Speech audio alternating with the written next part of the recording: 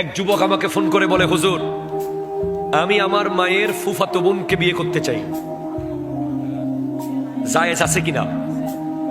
আমি বললাম জায়েজ থাকলেও অভদ্র হবে।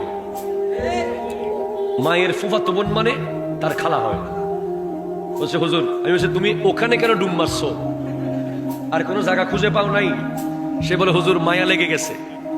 আমি বললাম ওই মায়া তুমি ত্যাগ করো, ওই মায়া তোমার সংসারকে জাহান্নাম বানাবে। ঠিক কিনা? কথা জোরে বলেন।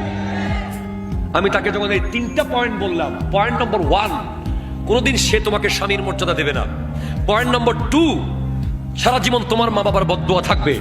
পয়েন্ট নম্বর 3, তোমার প্রজন্মকে মানুষ রাস্তাঘাটে অপমান করবে। তোর বাপ তো তোর মায়ের ফুফাতো বোনকে বিয়ে করছিল, এমন বলে বলে দুর্বল পয়েন্ট আঘাত করবে, তখন তুমি আর সহ্য করতে পারবে না। ওই যুবক বুঝে গেছে, সে তওবা করে ফিরে এসেছে।